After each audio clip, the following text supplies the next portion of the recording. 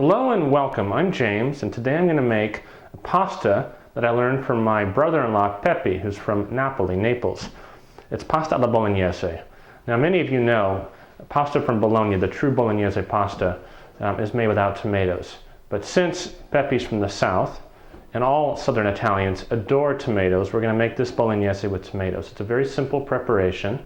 We have 1 can of San Marzano tomatoes, and I've just taken the can.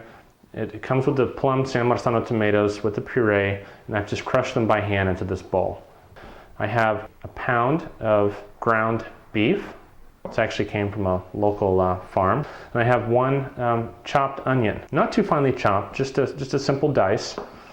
And I have 2 carrots about this size. And I'm just going to go ahead and quickly chop these guys up.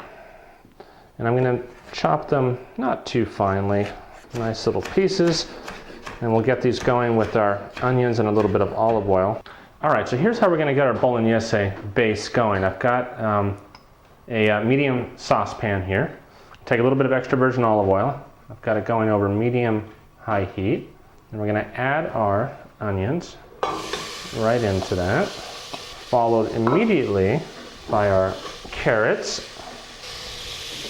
Saute these guys in the olive oil. All right, so we're just going to stir these around and cook them for about 8 minutes until they're nice and soft and translucent. We don't want to brown them, so I'm going to add a little bit of salt to them to help them break down their sugars. And then once they're translucent, we'll go ahead and add our meat. And then we'll add our tomatoes, and I'll show you how we kind of put everything together, and then we'll lower the flame and cook it very slowly for about 4 hours. Now we're going to take our meat here, and we're just going to break it into pieces and just drop them in. And these will break down, even more. But we want to give them like a little bit of a round shape so they can get just slightly brown. And again, we're not going to caramelize these. We're just going to cook them for a few minutes and get the outside slightly brown before we add our tomato sauce and water. And we'll just let these go for probably 5 minutes, just so that they're a little bit brown.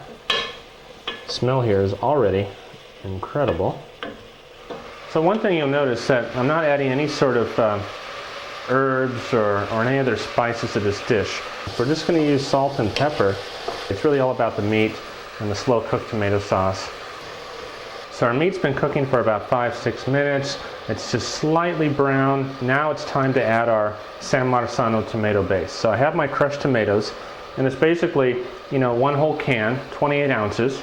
And this is enough to serve 6 to 12 people, depending on whether it's served as a main course or an Italian tradition, a smaller sort of first or second course. So I'm just going to drop all of that in like that. I'm going to fill my can of San Marzano tomatoes about halfway up with water.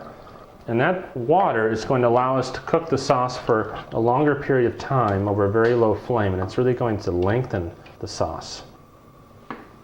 Our beautiful Bolognese has just come to a boil. Let's lower the heat, cover it. I'm going to leave the cover just slightly ajar. You want to have it on the lowest, almost the lowest possible flame. So it's been about 3 hours. We've been slow cooking our Bolognese here over a very low flame. Let's have a look at it. This is beautiful. I'll give it a quick stir. You can see it's reduced. The sauce is tightened. We've salt and peppered it along the way, and I probably stirred it every, 20 minutes or so. And let's get our pasta in the water. It's a very nice egg parpadelli, and so we're going to use that. Cook it for a couple of minutes until it's nice and al dente.